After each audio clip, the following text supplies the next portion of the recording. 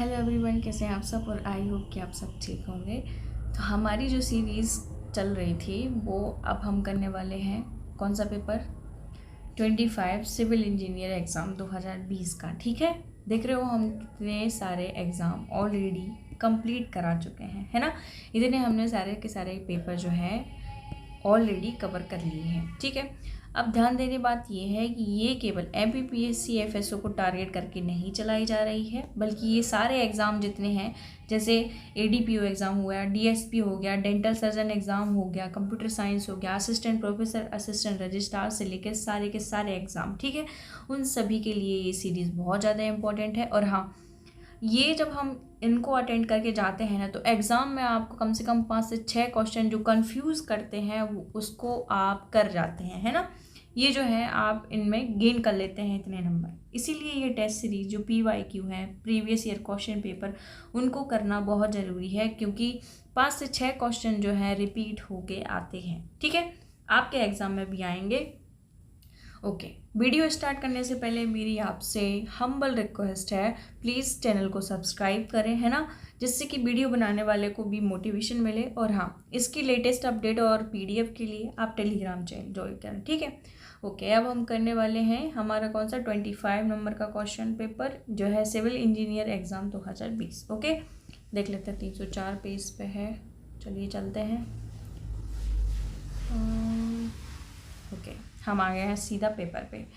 Civil engineer का paper है। पहले हम देख लेते हैं करंट अफेयर किससे रिलेटेड आएगा, 2020 के संबंधित। ठीक है, पहले हम क्वेश्चन को देखते हैं। हाँ, मलाजखंड निम्नलिखित में से किस खनिज के लिए प्रसिद्ध है। तो हमने ये वाला क्वेश्चन बहुत बार रिपीट कर लिया है। किसके लिए है? तांबे के लिए।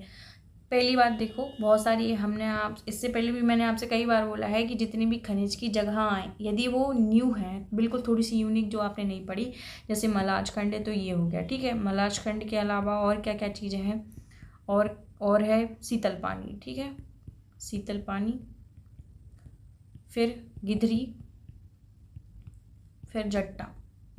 ये 4 स्थान जो हैं तांबे से रिलेटेड है और कहाँ पर है? हमारे बालाघाट में, है ना। तो ये थोड़ा सा यूनिक पॉइंट हमें देखने को मिलता है। अभी 2025 में ये क्वेश्चन पूछा गया है कि शीतल पानी जो है किस खनिज के लिए जाना जाता है। तो देखो, हम तांबे की जो पानी है, तांबे की जो बोतल है वो शीतल रहती है। ठीक है, तांबे की बोतल कैसी रहती है? शीतल करती है पानी को, इसीलिए हम उसमें पानी रख के लेके जाते हैं। ओके, तो इस तरीके से याद कर लो। और मलाजखंड बहुत ज़्यादा फेमस जगह है, किससे रिलेटेड है? तांबा से। बाग साइड में हमने बहियर पठार के बारे में भी पढ़ा है बहुत बार, इसीलिए आपको बहुत अच्छे से याद रख के चलना है। ठीक है, ओके, अब हम पढ़ेंगे बाण सागर जो परियोजना है किस नदी पर है। तो ये सोन नदी पर है। कहाँ पर है? शहडोल में। और ये कम से कम UP, बिहार और हमारे मध्य प्रदेश की संयुक्त परियोजना है। संयुक्त परियोजनाओं को भी ध्यान में रखकर देखना है आपको। ठीक है, ठीक है, थर्ड क्वेश्चन पे हम देखेंगे क्या लिखा है। निम्नलिखित में से गैर परंपरागत ऊर्जा स्रोतों के अंतर्गत सर्वाधिक स्थापित जो क्षमता निम्न में से किस संसाधन की है। तो किसकी है? सौर ऊर्जा की हो जाएगी, है ना। इसमें हमारा मध्य प्रदेश सौर ऊर्जा के मामले में कितने स्थान पर है? तो हम देखते हैं चौथे स्थान पर। ठीक है, अभी तो करंट अफेयर में चौथा ही है। यदि मान लो 25 या 26 में चेंज होता है तो हम वो उसको भी देखेंगे, बट अभी जब मेरे हिसाब से 4th ही नंबर पे है। ठीक है, ओके, 4th क्वेश्चन हम देखेंगे। मध्य प्रदेश में निम्नलिखित में से किस साधन द्वारा सिंचाई की जाती है सर्वाधिक। देखो, हमारे मध्य प्रदेश में इन चारों स्रोतों से सिंचाई की जाती है, मतलब कि नहरों से भी सिंचाई की जाती है, तालाबों से भी सिंचाई की जाती है, ट्यूबवेलों से भी सिंचाई की जाती है और अन्य साधन से भी की जाती है। लेकिन जो कुएं और ट्यूबवेल है, कम से कम इनमें 67 से 70% जो है हमारे मध्य प्रदेश में सिंचाई की जाती है। लगभग 67% है, लेकिन इसका जो है दायरा चेंज भी हो सकता है। तो कम से कम समझ रहे हो, इतना आधे से ज़्यादा पोर्शन जो है कुएं और ट्यूबवेलों का है। ठीक है, और कहाँ होती है? मेनली मालवा क्षेत्र में। फिर इसके बाद क्या आता है? फिर इसके बाद नहरों से सिंचाई होती है, देन तालाबों से सिंचाई होती है। नहरों से मेनली उत्तरी क्षेत्र, है ना, जैसे दतिया हो गया। और हाँ, इसके अलावा दतिया के अलावा नर्मदापुर भी इसके लिए जाना जाता है। लेकिन जो कुएं और ट्यूबवेल जो ये कहाँ पर होते हैं? मालवा क्षेत्र से। मालवा में भी कहाँ कहाँ? उज्जैन और इंदौर में इसकी सबसे ज़्यादा आपूर्ति होती है, ठीक है। और मंदसौर को भी ले लो, ठीक है। और तालाबों से जैसे हम किस क्षेत्र को देखेंगे, हम बालाघाट जैसे क्षेत्र को देखते हैं, ठीक है। तो इस प्रकार से हमें ये ध्यान में रख के चलना है। ओके, हम नेक्स्ट क्वेश्चन पे देखेंगे। कौन सा है? 5th क्वेश्चन क्या है कि विंध्याचल ताप विद्युत जो सुपर थर्मल पावर है, जो कि हम ऑलरेडी पढ़ चुके हैं, क्या है? Vindhyachal super thermal power station निम्नलिखित में से किस जिले में स्थापित है? तो किस जिले में? आंसर दे रहा है सिंगरौली। सिंगरौली के कहाँ? बेढ़न में, है ना। एक जगह है बेढ़न समझ लो, या बेढ़न ऐसे भी लिख सकते हो। तो ये स्थान पर सिंगरौली में ये अवस्थित है। अब हम इनके बारे में जब देखेंगे तो इसकी पहले स्थापना कब हुई? 1987। देखो, Vindhyachal super thermal power Bharat का, मतलब मध्य प्रदेश का ही नहीं बल्कि भारत का सबसे बड़ा थर्मल पावर है, ठीक है। तो मतलब इतना आसान नहीं था इतने बड़े थर्मल पावर को मध्य प्रदेश में अवस्थित करने का। आसान 2 शब्दों से मिलकर बना है, ये देखो, मतलब 3। आ से अपन 8 लेंगे, सा से अपन 7 लेंगे, ठीक है। तो 1987 हो जाएगा ये, ठीक है। डेट हमें याद हो गई। फिर भारत का सबसे बड़ा है, ना केवल मध्य प्रदेश का बल्कि भारत का सबसे बड़ा है। एनटीपीसी जो कंपनी है उसके द्वारा संचालित किया जा रहा है विद द हेल्प ऑफ रूस, ठीक है। रूस की सहायता से इस जो मतलब पावर, थर्मल पावर है, इसको सहायता मिल रही है, इसके हेल्प से बना हुआ है, ठीक है। और कहाँ पर है? सिंगरौली बेढ़न में, दोनों याद रखेंगे। फिर क्या बोला है कि रोबोट के जो चल जोड़ों की संख्या है उसको क्या बोलते हैं? मतलब चलने को क्या बोलते हैं? क्या डिग्री ऑफ इंडिपेंडेंस बोलते हैं? क्या डिग्री ऑफ जॉइंट बोलते हैं? डिग्री ऑफ फ्रीडम बोलते हैं, ठीक है। इसको थोड़ा सा ध्यान में रखना, क्योंकि ये चारों के चारों जो हैं वो कहीं ना कहीं थोड़े से क्लोज हैं, है ना, इसीलिए आपको कंफ्यूज कर सकते हैं। अब देखो, किसी भी मैसेज की या किसी भी संदेश की अखंडता को सत्यापित करने की तकनीक को क्या कहते हैं? पहली बात तो हम पहले ऑप्शन से देखेंगे, क्या लिखा है? Message encrypt. मैसेज इनक्रिप्ट में क्या होता है, जैसे हमारा कोई गोपनीय मैसेज है और हम किसी कोडिंग लैंग्वेज या फिर गुप्त भाषा जो सामने वाले को भी समझ में आती है जिसको हम भेज रहे हैं उसको भेजते हैं, जिससे कि मैसेज उसी को बस पहुंचता है जिसको हमें भेजना हो, है ना। वो ये वाली लैंग्वेज को डिकोड करता है और समझ लाता है। फिर मैसेज चेकसम मतलब कि क्या होता है? इसका मतलब है जैसे अपन व्हाट्सएप पे किसी को मैसेज बोलते हैं तो एक चेक लगता है, फिर डबल चेक लगते हैं और फिर ब्लू हो जाता है ये वाला चेक, ठीक है। तो यही चेक सम कहलाता है। इससे हमें समझ में आता है कि हमने तो भेज दिया। डबल चेक से समझ में आता है कि सामने वाले को ये जो है मिल चुका है, ठीक है। और जब ब्लू इस पे टिक हो जाता है या ब्लू कलर हो जाता है तो हमें ये समझ में आ जाता है कि सामने वाले ने पढ़ लिया है, ठीक है। फिर मैसेज डाइजेस्ट जो है, इसमें किसी मैसेज में बदलाव ना हो और साथ में उसकी अखंडता भी सत्यापित हो सके, उस तकनीक को कहते हैं मैसेज डाइजेस्ट, ठीक है। आई होप कि आपको समझ में आया होगा।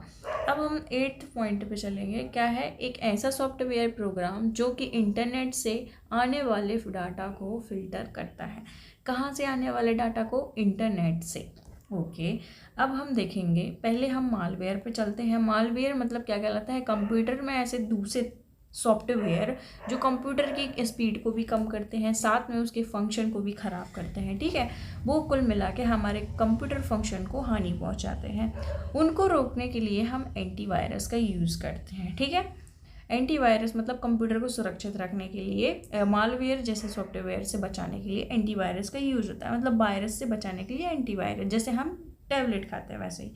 कुकीज़ मतलब क्या होता है? जैसे आपने नोटिस किया होगा, हम शूज़ देखने गए कहीं पे, ठीक है, किसी वेबसाइट पे हम शूज़ देख रहे हैं और हम जैसे व्हाट्सअप भी चला रहे हैं, फिर इंस्टा चला रहे हैं, तो वहाँ पर ये शूज़ ही बहुत सारे आपको सजेस्ट होने लगेंगे कि ऐड आने लगेगी। तो ये कुकीज़ होता है, मतलब कि वो आपकी सारी की सारी साइट जो है कॉपी करता है ना।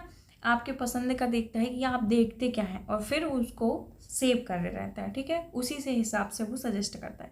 फायरवॉल जो है वो एक ऐसा सॉफ्टवेयर है, प्रोग्राम है जो इंटरनेट से आने वाली डाटा को फिल्टर करता है। ये हो गए हमारे, ठीक है।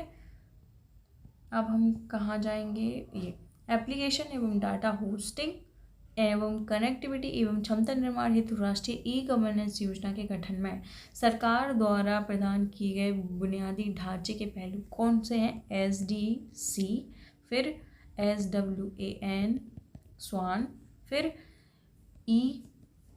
SDG। ये इतने सारे जो हैं पहलू हैं, इसको एज इट इज़ याद कर लो। कभी कभी है होता है कि तुक्का मारना पड़ता है, क्योंकि कुछ ऐसे क्वेश्चन आ जाते हैं, सब नहीं बन सकता ना हमसे। साइबर सिक्योरिटी का दावा है क्या है? वल्नरेबिलिटी रिडक्शन, फिर इंसिडेंट रिस्पॉन्स, रिकवरी पॉलिसी, ये तीनों हैं। कुछ ऐसा जब ऑप्शन आए यदि आपसे नहीं बन रहा है तो मोस्ट प्रोबेबली ये तो ए आंसर रहता है, ए या फिर उपरोक्त सभी। ठीक है। निम्नलिखित में से कौन सा जो लोक नृत्य है निमाड़ी लोक नृत्य से संबंधित नहीं है? ऑलरेडी हम इसको कर चुके हैं, क्योंकि पहले भी MCQ में पूछा जा चुका है ये क्वेश्चन। क्या पूछा है? निमाड़ का पूछा है। पहले तो क्वेश्चन को बहुत अच्छे से पढ़ो, पता चलिए यदि हमने ये पढ़ लिया और इसको गायब कर दिया तो हमें लगेगा सभी तो सही है यार, किसको हटाएं। तो पहले लिखा है निमाड़। गंगोर जो नृत्य है निमाड़ का बहुत ज़्यादा फेमस है, इसको तो आप कहीं से भी कैसे ले जा सकते हैं। काठी जो है निमाड़ और मालवा क्षेत्र का, फिफारिया भी वही है। राई जो है बुंदेलखंड का लोक नृत्य है, यहाँ का नहीं है, तो बुंदेलखंड का है, इसीलिए ये आंसर जो है गलत हो जाएगा। ओके, अब हम क्वेश्चन 12 पे चल रहे हैं। इसमें क्या लिखा है कि कौन सा मालवा का प्रसिद्ध लोक नाट्य है? नाट्य की बात कर रही है, अभी वहाँ पे नृत्य चल रहे थे, यहाँ पे लोक नाट्य। देखो हमें बहुत कंफ्यूज होता है गीत कौन से हैं, लोक नाट्य लोक नृत्य, क्योंकि कहीं ना कहीं वही नाम रहता है मैच करके। तो मालवा का माछ है, हम नाम से ही हमने पिछली बार याद करा था, माँ से माछ, माँ से मालवा। मनसुखा, चाहुर और हिंगोला, ये तीनों किसके क्षेत्र के हैं? बघेलखंड के। ठीक है, हम इसको बहुत जल्दी लोकनाट्य, लोकगीत और लोक नृत्य करने वाले हैं। आप टेंशन न लिए, मैं कोई भी ट्रिक बनाती हूँ जिससे कि आपको याद रहे। ठीक है, बघेलखंड मतलब कारों क्षेत्र के हैं।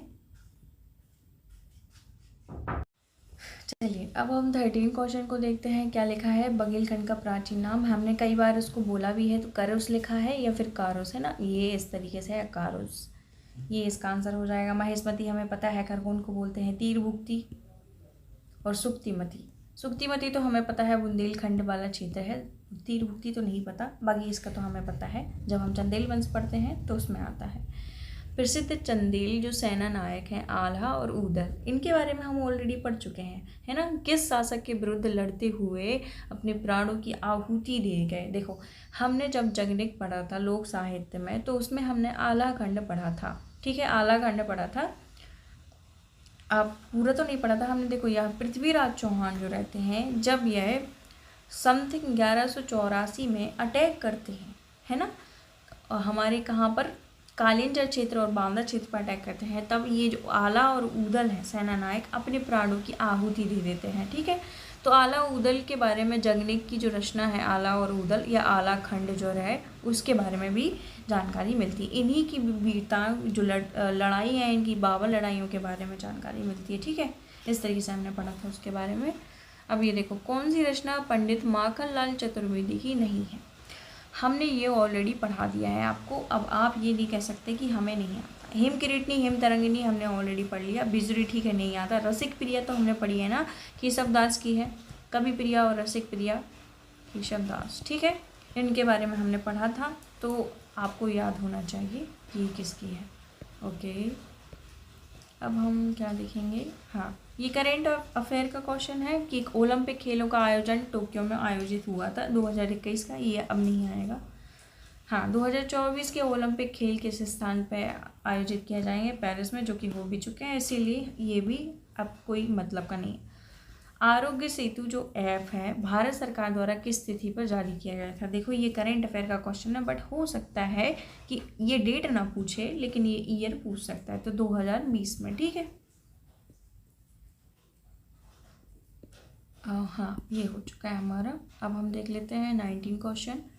ये हमारे मध्य प्रदेश के संदर्भ में पहले भी इम्पोर्टेंट था और अब भी इम्पोर्टेंट है। मध्य प्रदेश सरकार द्वारा राष्ट्रीय शिक्षा नीति 2020 का शुभारंभ किस तिथि पर किया गया था? तो पहले भी इम्पोर्टेंट है ये करेंट अफेयर के बिहाफ पर, और अभी भी पूछ सकते हैं, क्योंकि हमारा मध्य प्रदेश इसको कोई मतलब नहीं है कि पुराना है या नहीं। तो 26 अगस्त 2021 को मध्य प्रदेश द्वारा राष्ट्रीय शिक्षा नीति 2020 शुभारंभ की गई। कब?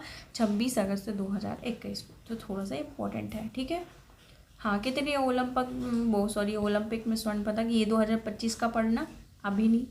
मध्य प्रदेश में अगस्त माह में होने वाली वर्षा जो है किसके द्वारा की जाती है? कौन सी शाखा जो है उसके लिए? देखो कुछ भी हो जाए यही आंसर लगाना है, दक्षिण पश्चिम मानसून, इसके अलावा ये कुछ भी नहीं आएगा। ठीक है।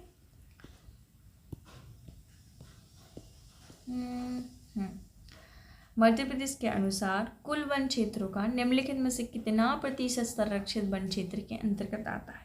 संरक्षित, आरक्षित और अवर्गीकृत, है ना। इस प्रकार से हमें याद करना है। जब हम वनों के प्रकार पढ़ेंगे, वन के बारे में पढ़ेंगे, तो हर प्रकार से हर दायरे को पढ़ेंगे। ठीक है।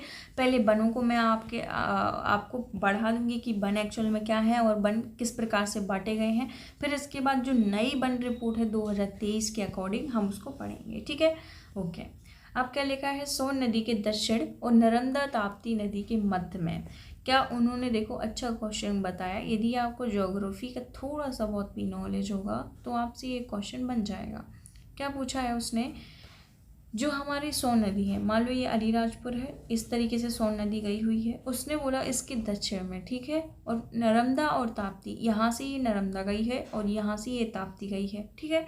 उसके मध्य में कोई है, ये मान लो हमने मध्य में कर दिया, दूसरे कलर से कर देते हैं, ये देखिए ये हमने कर दिया। ठीक है। अब बोला है उसके मध्य में कौन सी श्रेणी है। यहाँ पर भी कोई श्रेणी है क्या? क्या हमने पढ़ा था? बिल्कुल हाँ, हमने ट्रिक बनाई थी, VNST बनाई थी कि नहीं?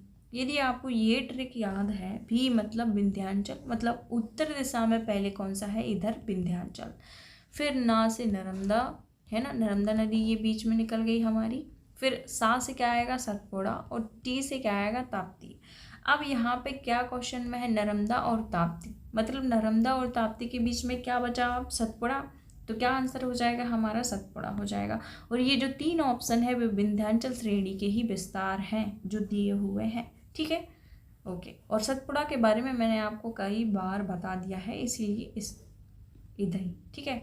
फिर अब देखो 24 देखेंगे। पश्चिम दिशा में बहने वाली जो ताप्ती नदी का उद्गम स्थल क्या है? तो मुल्ताई बैतूल है ना, ये उसका उद्गम स्थल बन जाएगा। फिर 25 डिलीट हो चुका। 26 निम्नलिखित में से कौन बुंदेली लेखक नहीं है? लेखक की बात हो रही है यहाँ पे। जगनिक के बारे में हमने पिछले क्वेश्चन में उसको चर्चा की थी। इनका क्या नाम, इनका क्या है? आला खंड। इन्होंने लिखा हुआ है, कितने खंडों में डिवाइड है? 52। ठीक है। आला और उदल की 52 लड़ाइयों के बारे में वर्णन है। फिर ईश्वरी की फाग, ईश्वरी का ये, इसके नाम से जितनी सारी रचनाएं ईश्वरी के नाम से। गंगाधर व्यास, ईश्वरी और ख्यालराम, इन तीनों को क्या बोलते हैं? क्या बोलते हैं? आप बताओ कमेंट बॉक्स में क्या बोलते हैं। हमने ऑलरेडी पढ़ा है। तो गंगाधर व्यास और ईश्वरी और जगनिक के बारे में हमने ऑलरेडी पढ़ लिया। तो ये तीनों जो है बुंदेली लेखक हैं।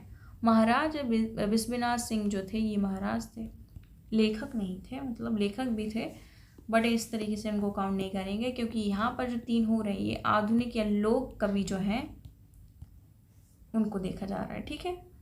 अभी देखो 27 मध्य प्रदेश में किस जिले में जागेश्वरी मेला आयोजित किया जाता है? अशोकनगर। No rocket science. हाँ, बुंदेला विद्रोह के दौरान किस क्रांतिकारी को ब्रिटिश सरकार द्वारा फांसी दी गई थी? क्या वो भानपुर के बंदे शाह थे? हीरापुर के जुझार सिंह थे? हीरापुर के जुझार सिंह थे भी नहीं, हृदय शाह थे। ठीक है। तो यहाँ पर क्या आंसर हो जाएगा? नरहूत के जो मधुकर शाह। किससे संबंधित है? पहली बात तो यही तो है, जो बुंदेला विद्रोह से संबंधित थे। फिर इनको कहाँ पर फांसी दी गई थी? 21 वर्ष की उम्र में लगभग सागर में इनको फांसी दे दी गई थी। बुंदेला विद्रोह कब स्टार्ट हुआ था? 1842। ठीक है। अब हम पढ़ते हैं, बैगा परंपरा के अनुसार सृष्टि के निर्माता कौन है? ठाकुर देव। बहुत इंपॉर्टेंट है। और इनके मुख्य देवता कौन से बोले जाते हैं? वो है बूढ़ा देव। ठीक है, बूढ़ा देव। और बड़ा देव किसके हैं? गोंड जनजाति के। हमने जनजातियाँ पढ़ी हैं, उसमें भी मैंने ऑलरेडी आपसे बोला है कि बड़ा मतलब गोंड जनजाति बड़ी है तो, और बैगा जनजाति थोड़ी सी छोटी है। तो बैगा के होंगे बूढ़ा देव और गोंड के होंगे बड़े देव। ठीक है। अब हम पढ़ेंगे 30 नंबर का क्वेश्चन। प्रसिद्ध कलाकार जो अन्ना साहेब रघुनाथ फड़के हैं, इनके बारे में हम ऑलरेडी पढ़ चुके हैं। तो इनका संबंध किससे है? मूर्ति कला से संबंध है। No rocket science behind it. Okay. अब हम देखेंगे क्या, हाँ, उसमें पूछा है कि कौन सा ओपन सोर्स नहीं है। The question is open source नहीं है, है ना। तो ऑपरेटिंग सिस्टम जो ओपन सोर्स है, पहला तो हम एंड्रॉयड का यूज़ करते हैं, मोबाइल का यूज़ करते हैं। क्या आपको पैसे देने रहते हैं? ये सार्वजनिक, ओपन मतलब क्या है, सभी यूज कर सकते हैं। यूनिक्स भी एक प्रकार का ओपन सोर्स है, बट उसकी कुछ सिस्टम या कुछ वेरिएंट जो हैं वो मालिकाना हक में ही मिलते हैं, मतलब आपको कुछ सम अमाउंट आपको देना पड़ता है और कुछ फ्री रहते हैं। जो विंडोज़ है वो ओपन सोर्स नहीं होता है। तो आंसर क्या है? आंसर ये होना चाहिए, लेकिन कुछ के मामले में ये दोनों ही आंसर सही है, इसीलिए इसमें दोनों टिक लगे हुए हैं। ठीक है, हाँ, बाइनरी नंबर में इसको चेंज करना है, इसको हम बाद में करेंगे। ऑक्टल नंबर में चेंज करना है, बाकी अभी ये कंप्यूटर का सवाल है, तो हम जब एक बार में ही पूरा लेक्चर करेंगे बाइनरी और फिर द्विधारी सबको इसको कर लेंगे। ठीक है,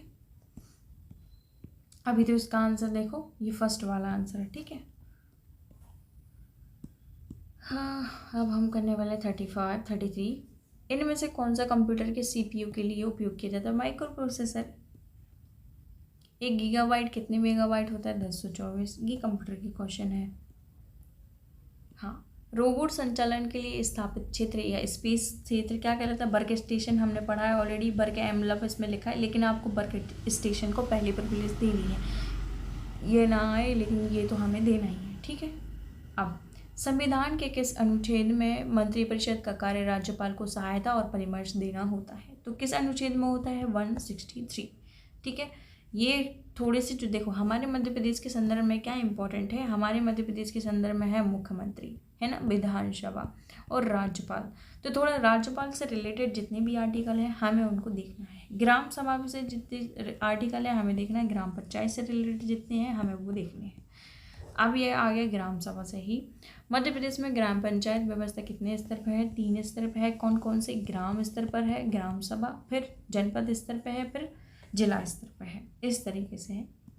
अब देखो, योजना से क्वेश्चन आ गया। वन स्टॉप सेंटर या सखी योजना हमने ऑलरेडी पढ़ ली है, हमने 5 वीडियो बनाए 5 पार्ट में। ठीक है, जहाँ पर हमने योजनाओं को कवर कराया है। तो यहाँ पे जो क्या, पहली बात तो ये कब स्टार्ट हुई थी? 2015 में। ठीक है, क्या है इसका उद्देश्य? जो इसमें है, हिंसा पीड़ित महिलाओं को सुविधा उपलब्ध कराना। कुल मिला के जब आपको मैंने बोला था चार्ट बनाने के लिए, और उसमें मैंने बोला था विशेष में क्या लिखना है, तो आपको लिखना था हिंसा पीड़ित महिलाओं के लिए। ठीक है, ओके।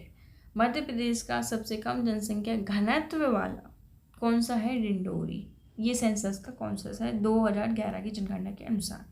ये भी 2011 की जनगणना के अनुसार ही है, बट इसमें लिखा नहीं हुआ इस तरीके से।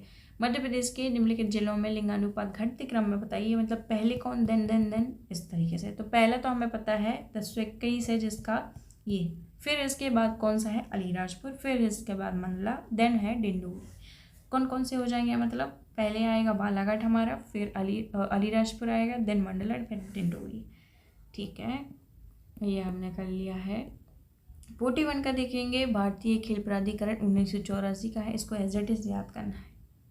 ठीक है, हाँ, लाडली लक्ष्मी योजना हमने ऑलरेडी कर ली है। योजनाओं में मैंने आपको सारी की सारी योजनाएं बता दी हैं। अब हमारा बस रह गया करंट अफेयर करना। ठीक है, तो हम बहुत जल्दी इसको लाने वाले हैं। जनवरी का करंट अफेयर, फरवरी का करंट अफेयर और अभी तक का करंट अफेयर हम उसको करने वाले हैं। ठीक है, 2025 का सारा का सारा। अब लाडली लक्ष्मी योजना कब स्टार्ट हुई? 1 अप्रैल 2007 को। इसका न्यू वर्जन 2.0 कब आया है? नवंबर 2022 को आया है। ठीक है, ये थोड़ा सा हमें याद करके चलना है। अब ये योजना जो है 2025 की सेम रिपीट योजना है ना। कब आई है, कहाँ पर आई है? असिस्टेंट प्रोफेसर 2025 फेज 1 में आई हुई है। क्या लिखा है? मध्य प्रदेश में मुख्यमंत्री महिला सशक्तिकरण योजना। एज इट इज सवाल है, देखो यहाँ पर भी 2013 है, तो कंफ्यूज नहीं होना, क्या लगाना है हमें? सितंबर भी याद करना है, सितंबर 2013। ठीक है, अब हम 44 क्वेश्चन पे चलेंगे। क्या लिखा है इसमें? हाँ, राज्यपाल की स्थिति को पदभार संभाला। ये थोड़ा सा ट्रिकी क्वेश्चन हो जाता है, क्योंकि हम बस क्या याद रखते हैं? राज्यपाल, ये नहीं याद रखते कि कौन सी डेट पे। तो जिन बच्चों ने डेट याद रखी होगी उन्हीं पे बनेगा। बाकी ये ऐसे कुछ क्वेश्चन होते हैं जो हमें हमारे नंबर ले डूबते हैं और हमें बस तुक्का मारना पड़ता है। ज्योतिर्लिंग ममलेश्वर कहाँ है? ओमकारेश्वर में। ठीक है, हमारे उज्जैन में नहीं है। ज्योतिर्लिंग ममलेश्वर की बात हो रही है तो कहाँ पर है? ओमकारेश्वर में। ओमकारेश्वर कहाँ है? खंडवा में। ठीक है, अब लिखा है मुख्यमंत्री जो कृषक उद्यमी योजना है वो कब प्रारंभ की गई थी, तो 2018-19 हम ऑलरेडी कर चुके हैं, ठीक है। हाँ, अब आएगा ये क्वेश्चन डिलीट है। ये वैनगंगा नहर जो है मध्य प्रदेश के किस जिले में सिंचाई की जाती है। पहली बात तो वैनगंगा नहर कहाँ कहाँ पर है, सिवनी और बालाघाट क्षेत्र में। तो क्या मंडला आएगा, बिल्कुल नहीं, जबलपुर भी नहीं आएगा, सीधी भी नहीं आएगा, तो क्या आएगा भैया, बालाघाट, क्योंकि सिवनी के जस्ट साइड में है, ठीक है। सॉयल हेल्थ कार्ड या मृदा स्वास्थ्य जो कार्ड है उसका संबंध संतुलित उर्वरक उपयोग, अधिक पैदावार, जो पॉजिटिव टर्म होंगे वो हमेशा उसमें उपरोक्त सभी ही आएगा, ठीक है। मध्य प्रदेश का सबसे कम महिला साक्षरता वाला जिला अलीराजपुर है। सबसे ज़्यादा वाला कौन सा है, जिले की बात करें तो भोपाल आ जाएगा, ठीक है। संभाग की बात करेंगे तो फिर जबलपुर ही आएगा, ठीक है। ये हमने कर लिया है कंप्लीट, हमारे 50 क्वेश्चन कंप्लीट हो चुके हैं और आई होप कि आपको लेक्चर समझ में आया होगा, है ना। और यदि आपको लेक्चर समझ में आया होगा तो चैनल को ज़रूर सपोर्ट करें, सब्सक्राइब करें और फिर मिलते हैं किसी नए लेक्चर के साथ। Thank you.